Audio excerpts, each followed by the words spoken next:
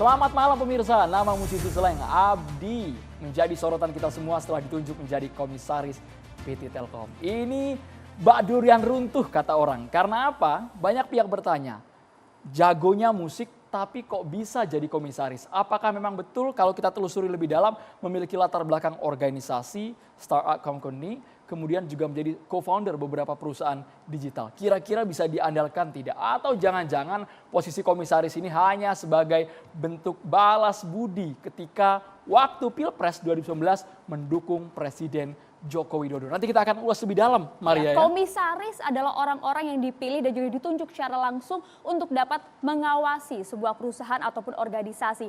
Bukan jabatan coba-coba, ini jabatan penting. Lantas seperti apa seharusnya sosok yang kemudian dianggap kompeten untuk mengisi jabatan-jabatan penting tersebut? Kita langsung bahas bersama dengan sejumlah narasumber kami di meja catatan demokrasi. Kita sapa langsung, selamat malam Mbak Irma Suryadi, Komisaris Independen PT Pelindo I dan juga masih menjabat sebagai politisi Nasdem ya Mbak? Ya, halo selamat malam pemirsa, Assalamualaikum warahmatullahi wabarakatuh. Waalaikumsalam warahmatullahi wabarakatuh. Selamat malam juga Assalamualaikum Bang Arya Sinulinga, Komisaris PT Telkom Indonesia, juru bicara Menteri BUMN. Selamat Mas, baru saja kemarin Jumat ya? Iya, Jumat kemarin. Lebih sumringah nih setelah jadi komisaris PT Telkom. Karena lebih sumringah. ketawain saya ketawa. Wah, Saya baik. sebelumnya Kami juga komisaris di Inalum, jadi perusahaannya anaknya Freeport malah besar. baik Bang Arya. Lebih Nanti segar akan kayaknya ya, kita Bang, ya? bahas lebih dalam. Kita juga menghadirkan ada Bang Effendi Ghazali, pakar komunikasi politik. Terima kasih Bang Effendi Ghazali sudah Ya. hadir. Selamat malam. Selamat malam. Selamat malam Bang. pemirsa. Ya. Dan juga ini juga mantan komisaris juga, pernah menjabat di Pelindo, jadi komisaris di Pelindo. Kita hadirkan malam hari ini kapasitasnya sebagai pakar hukum tata negara dan juga nanti cerita pengalamannya ketika menjadi seorang komisaris ya Maria ya. Bang Refli Harun, Assalamualaikum. Selamat malam, Assalamualaikum Bang Bang, Refli, silakan. mantan komisaris utama Pelindo 1. Cocok banget ini, kita Dan ingin juga tahu sempat penasaran. di Jasa Marga juga sebelumnya. Makanya penasaran kok nggak lanjut lagi, ada apa gitu sebenarnya. Apakah bergesekan nggak dengan pemerintah ini kan? Bang Refli, kami juga menghadirkan ada narasumber melalui sambungan Zoom. Ini juga bisa dikatakan sekarang julukannya manusia merdeka. Manusia Maria. merdeka, sudah bebas. Bang Said Didu melalui sambungan Zoom nanti kita juga akan sapa. Langsung saja kita akan memulai catatan demokrasi pada malam hari ini. Sudah ada Bang Said Didu, nanti kita akan sapa ya Bang, ditahan dulu. Saya ingin ke Bang Arya Sinulinga sebenarnya. Bang, penempatan Abdi Slank ini kemudian di jabatan penting Komisaris Independen PT Telkom Indonesia menuai pro dan juga kontra tentunya. Tanggapan BUMN seperti apa? Baik, yang pertama gini, kita harus lihat regulasi. Regulasinya tidak ada yang dilanggar. Jadi baik itu undang-undang PT gitu ya, bagaimana namanya komisaris independen, kemudian undang-undang BUMN sendiri ya, yang mengatur bagaimana soal siapa yang bisa dan berhak untuk jadi komisaris gitu ya. Dan permennya sendiri, peraturan menteri mengenai yang mengatur komisaris gitu ya, satu pun gak ada yang dilanggar. Yang bisa tadi, yang dinyatakan bisa dari Ya. sosok Abdi Slank seperti apa? Nah ini kan saya ceritakan dulu nih mengenai regulasinya dulu gitu ya. Artinya secara regulasi ini tidak ada yang dilanggar. Ya. Setelah regulasi tidak dilanggar baru kita masuk ke hal berikutnya. Oke. Baik, ini saya cerita dulu sedikit mengenai Telkom karena kita kan dari kementerian melihat bahwa Telkom ini adalah perusahaan besar. Dia adalah perusahaan telekomunikasi. Telekomunikasi kita tahu bahwa telekomunikasi ini selama ini memang dulu itu selalu orientasinya lah infrastruktur. Infrastruktur ya. Jadi baik itu satelit ya, kemudian terestrial, lewat Telkomsel dan sebagainya itu, kemudian lewat kabel. Ini adalah bisnis nature-nya Telkom. Tapi kita tahu bahwa perkembangan zaman saat ini memang mengalami perubahan besar. Yang namanya pendapatan Telkom dari voice dan dari SMS itu semakin turun. Mereka masuk ke data, data pun makin turun. Jadi bisa dikatakan hampir seluruh dunia itu industri telekomunikasi memang mengalami penurunan. Karena makin lama data ini makin murah. Mungkin lama-lama nanti mungkin makin ini bisa gratis suatu saat. Salah satu tantangan Telkom Bang ya, Arya. tantangan Telkom ke depannya seperti itu. Mau nggak mau Telkom harus masuk ke digital. Digital ini ada berapa jenis bisnisnya. Ada yang namanya digital untuk data center. Ini seperti yang disewakan kepada Google dan sebagainya. Kemudian masuk lagi ke digital content. Nah, kita melihat bahwa digital content ini sudah dimulai oleh yang namanya Telkom lewat IndiHome. Dia jual, ada dua yang dia jual jenisnya. Pertama jual data yang tadi itu makin turun. Kemudian yang kita selalu pakai wifi di rumah ya. Kemudian dia juga jual yang namanya konten. Yang kita bisa nonton namanya TV kabel. Netflix dan sebagainya itu kita tonton. Tapi dia dari Netflix kan nggak dapat. Nah, dan kita melihat ke depan. Kita melihat bahwa namanya infrastruktur itu adalah kingdom, kerajaan. Jadi Telkom ini punya kerajaan. Tapi siapa rajanya? Kita tahu content is the king. Siapa raja di Telkom? Di telekomunikasi ini? Facebook, YouTube, konten yang diraja. Content is the king. Nah, kita melihat bahwa Telkom ini punya kingdom, punya kerajaan. Tapi nggak punya raja. Kerajaan dia diduduki oleh raja-raja lain gitu. Banyak raja-raja yang terjadi dan ini. Dan sekarang ke depan kita melihat bahwa ternyata teman-teman di konten pun juga berpikir hal yang sama. Mereka nggak mau lagi cuma punya kerajaan. Mereka nggak mau tergantung pada kerajaan. Kita ingat bahwa ada salah satu konten dari dunia masuk Indonesia kita tahan. Karena kita lihat bahwa ini secara bisnis nggak menguntungkan. Saya nggak perlu sebut, itu adalah salah satu yang jual film-film. Pernah tuh lama sekali nggak bisa masuk ke Telkom. Nah, ini karena apa? Mereka melihat bahwa, wah kalau gitu kita harus masuk infrastruktur. Sekarang Google masuk infrastruktur. Jangan heran, Google tuh mulai bikin yang namanya ada Google Balon. Dia masuk ke infrastruktur juga semua. Facebook pun masuk ke infrastruktur. Jadi sekarang ini yang content is the king itu, raja itu, pingin punya kerajaan juga. Supaya dia nggak punya ketergantungan terhadap yang namanya konten-konten tadi. Tapi SDM kan sudah ada sebenarnya Bang di Telkom, SDM yang mengurusi itu, yang pakar dalam soal itu. Sebentar dulu, kan tadi belum selesai saya. Nah, kemudian kita mulai bagi-bagi nih. Nah, tahun lalu kami hadirkan yang paham mengenai konten. Direktur, dia adalah founder, dirutnya Bukalapak. Kita masukkan sebagai direktur di Telkom. Nah, kita akhirnya butuh lagi orang-orang yang mengerti lagi yang di bidang komisarisnya. Yang paham mengenai dunia itu, industri itu. Nah, salah satunya yang kita lihat adalah Abdi Negara. Dia punya kemampuan di situ, dia tahu mengenai konten digital, khususnya untuk musik dan sebagainya. Secara itu dia paham. Kemudian itu satu. Yang kedua, Abdi ini adalah seniman yang tidak seniman ansih gitu. Dia tidak hanya sekedar pemain gitar atau pemain musik. Dia adalah seorang manajer yang memang bisa manajemenin banyak hal. Kita tahu banyak sekali panggung-panggung besar di Indonesia itu yang dia manajemenin. Kemudian dia juga punya perusahaan dan sebagainya. Jadi secara korporasi kita melihat bahwa dia tidak sekedar seniman. Orang tahu semua berapa banyak penyanyi, klub-klub, band-band dan sebagainya yang lahir dari tangannya kawan-kawan slang. Banyak banget. Banyak band-band di lokal di Indonesia ini dihadirkan oleh manajemen mereka. Dan mereka manajemenin semua seniman-seniman ini. Jadi kemampuan secara manajemennya oke. Dan kemudian pengetahuan mengenai digital, konten digitalnya juga oke. Makanya Abdi kita ambil sebagai komisaris di Telkom. Oke, kompetensinya dianggap tepat dan juga cocok berada di Telkom Indonesia. Ya. Ada pertanyaan, Ya. Bang Arya, dari para netizen melalui Twitter kami. Langsung masuk ya. Masih Sudah segmen pertama ada. udah banyak yang Sudah nanya ada nih ke dari narasumber ya. beberapa jam yang lalu. Kita akan tanyakan juga nih khusus untuk Bang Arya Sinulinga. Ya. Bang Arya, jika kemudian memang Bu Irma mungkin dan juga Mas Abdi bukan relawan Jokowi, apakah tetap akan dipilih jadi komisaris BUMN? Banyak. Komisaris BUMN itu ada 5. Ada 9 mungkin lebih. Banyak sekali komisaris dan itu semua tidak hanya siapa. Ada ahli hukum, ada ahli banyak ahli seperti menteri kemarin ya, ada Ristek masuk, kita karena pengen menteri yang masuk situ. Baru kali ini ada banyak sekali mantan-mantan menteri masuk. Karena mereka punya kompetensi untuk itu gitu. Mantan-mantan menteri kita masukkan sebagai bagian Yang dari juga komisaris. ternyata relawan Jokowi Ma'ruf Amin kemarin begitu ya Bang? Jangan dilihat dari situnya. tapi dilihat dari kemampuannya gitu. Tapi kan jelas Bang, mencolok Bang. Kemarin memprakarsai konser 2 jari mendukung Jokowi, kemudian juga berpartisipasi pada Asian Games. Kita ingat yang Asian Games kan jadi komisaris semua ini Bang, Erick Thohir. Kemudian Erick Thohir sekarang jadi Menteri Menterinya. BUMN. Erick Thohir jadi Menteri BUMN. Kemudian ada Wisnu Utama, kalau- ada Abdi. Maksud kami Kalau dia nama-nama yang nggak punya mencolok, kema- Bang kalau nggak Arya. punya kemampuan, Nama-nama yang mencolok, gini. nama-nama yang Gini mencolok. Apakah porsinya lebih banyak relawannya atau kompetensinya, Bang Arya? Gini, kita harus melihat kayak Abdi gitu misalnya ya. Kalau dia mau atau sebagainya gitu. Kalau kita lihat lihat kompetensinya, harusnya sejak 2014 kita jadikan jadi komisaris. Bukan sekarang gitu. Kenapa baru sekarang? Loh, karena kita lihat butuh sekarang. Telekomunikasi kan butuhnya sekarang ini. Masalah konten ini gitu. Jadi gini, apakah salah orang yang dikenal oleh pemerintah dekat dengan penguasa menjadi komisaris kalau dia nggak punya kemampuan? Kecuali kalau nggak punya kemampuan gitu. Ini punya kemampuan ya kita masukkan. Nggak ada salahnya.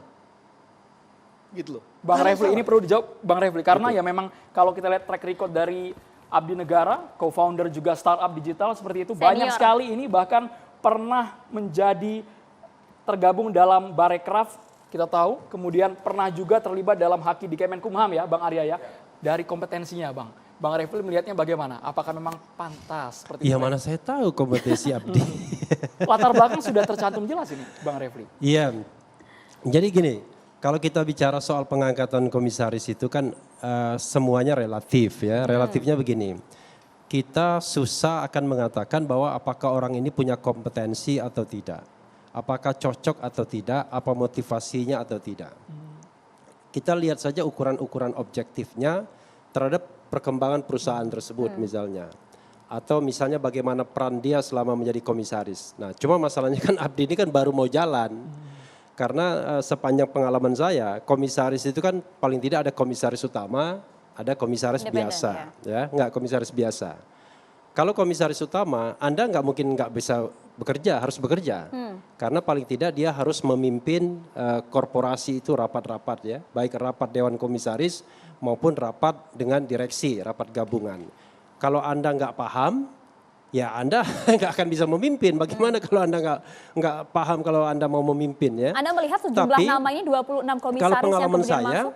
komisaris lainnya itu ya bisa on off kadang-kadang. Saya punya pengalaman misalnya komisaris dari sebuah kementerian gitu ya. Begitu dia jadi dirjen, itu susahnya minta ampun datang rapat, ya kan? Jadi begitu dia bilang rapat, waduh saya ada urusan dengan mendampingi menteri katanya. Mau bertemu DPR. Begitu rapat berikutnya alasannya katanya saya mau keluar kota. Karena ada kegiatan yang penugasan dari kementeriannya. Saya pikir kapan orang ini bisa bekerja kan? Bang Arya nggak gitu Sebentar kan ya dulu, Bang? sebentar dulu. Saya selesaikan. Kan saya kan bicara satu pengalaman, belum tentu semuanya Dua kan. kali menempati kursi Iya. komisaris. Komisaris utama. Komisaris utama. Nah, tetapi begitu orang tersebut kemudian diberhentikan sebagai dirjen, aktif dia. Nah, alhamdulillah begitu aktif dipecat dia. That's the fact. Ini fakta yang ingin saya ngomong-ngomong Dipecat soal- karena apa Bang? Ya Dipecat karena karena tidak apa? lagi jadi dirjen. Karena Artinya tidak dia lagi tidak lagi di full. inner circle Oke. kekuasaan. Itu persoalannya. Nah, itu satu ya. Hal lain banyak yang misalnya saya mau share ya. Jadi Bukan gini. karena mengkritisi pemerintah. Kenapa? Enggak lagi menjadi gini. Ada orang yang menjadi komisaris itu karena dia dekat dengan pemerintah, ya. Misalnya dia tim sukses, ya kan? Makanya saya katakan ada layer dijadikan komisaris itu gini.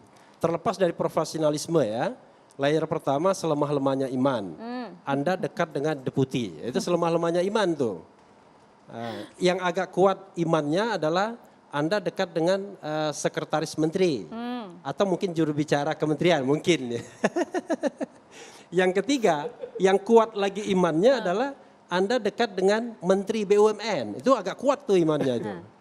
Kalau yang lebih kuat lagi imannya, Anda dekat dengan wakil presiden.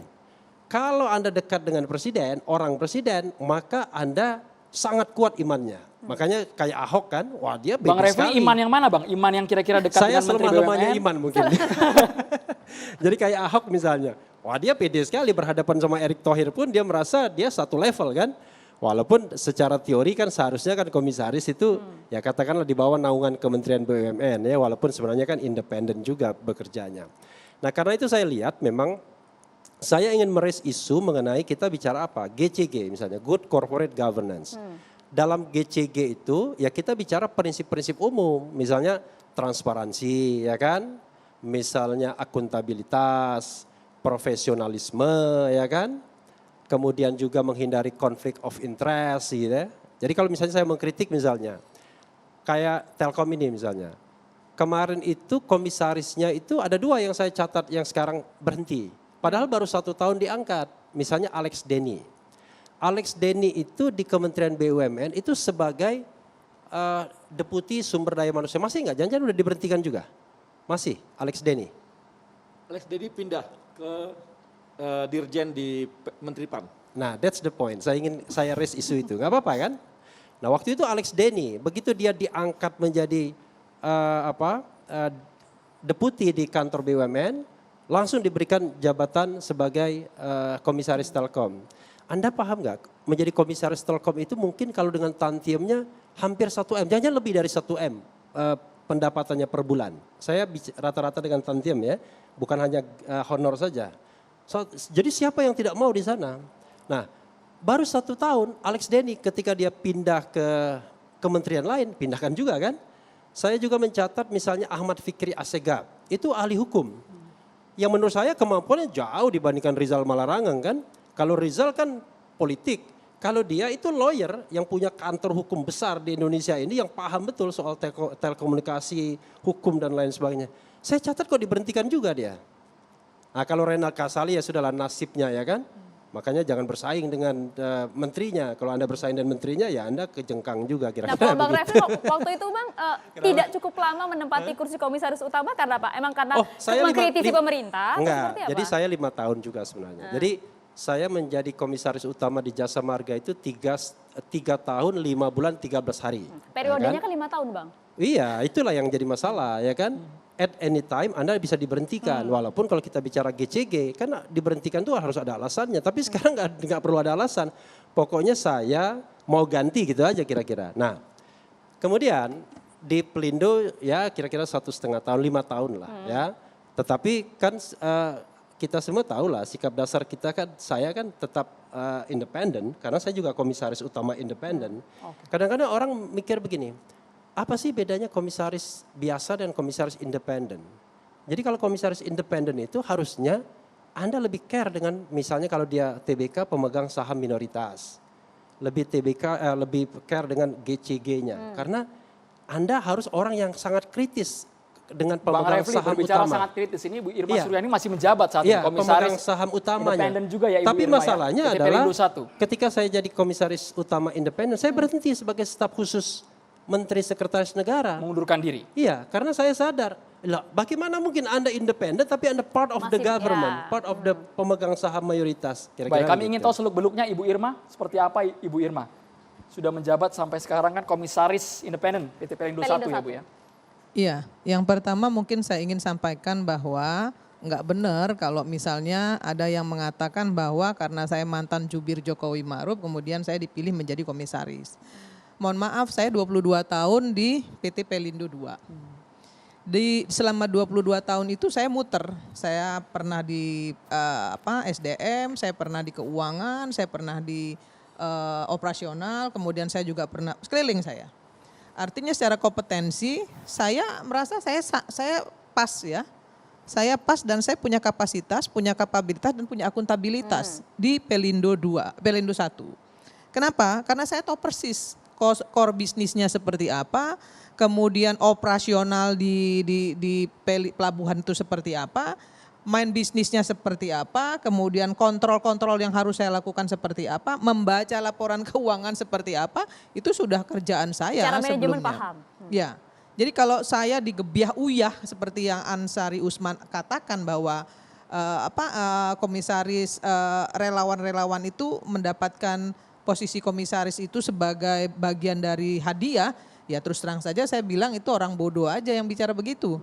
Karena nggak boleh juga bicara sembarangan ya, harus lihat juga latar belakangnya gitu. Nggak mungkin lah yang namanya Erick Thohir, seorang Erick Thohir itu memberikan saya posisi di Pelindo 1 tanpa melihat latar belakang saya. Jadi saya punya kompetensi. Bang. Kinerjanya terukur, Ibu Irma, semua ada nilainya kinerjanya. Saya hari sejalan ini dengan visi misi menjabat, perusahaan. saya hari ini dari 6 komisaris itu, saya hari ini terpilih sebagai ketua komite audit. Kenapa? Karena saya mampu membaca laporan keuangan, membaca neraca dan lain sebagainya, saya mampu. Ibu Irma satu kemudian saya contoh dipilih yang menjalani tugasnya sebagai dengan ketua baik ya Bang komite Evi ya. audit. Sebenarnya begini, komisaris itu sebenarnya 3 aja Bang. Ketiga aja syaratnya. Seperti yang Bang Refli Prof. tadi Refli sampaikan. tadi bilang, ya kan? Prof. Refli kan nggak punya pengalaman di pelabuhan sebagai profesor hukum tata negara. Tapi kan bukan berarti Bang Refli tidak punya tidak bisa menjadi komisaris di sana. Buktinya beliau mampu. Nah sama saja dengan Abdi ini, gitu ya. Kalau saja begini, dibutuhkan hanya 3 loh, ya leadership. Kemudian bisa membaca laporan keuangan dan tahu core bisnis. Saya rasa itu sudah cukup. Kenapa? Karena komisaris ini kan dibantu dengan komite-komite. Ya, enggak cuma dia sendiri yang bekerja, dia dibantu juga oleh komite-komite di bawah komisaris itu. Jadi sebenarnya yang penting lagi adalah konsistensi seperti yang Mbak Prof. Refli bilang tadi, bahwa untuk menjadi seorang komisaris yang benar gitu ya jangan juga setiap saat bolos. Saya juga saya setuju dengan itu gitu ya, jangan setiap saat bolos. Oke, baik. Orang kalau misalnya secara kompetensi dianggap tepat di beberapa kursi komisaris tersebut, tapi kemudian bagaimana anggapan bahwa ini memang merupakan balas budi bagi-bagi terhadap orang-orang terdekat pemerintahan. Nanti saya ingin minta tanggapannya Bang Effendi Ghazali dan juga Bang Refli, tapi usai jeda sesaat lagi.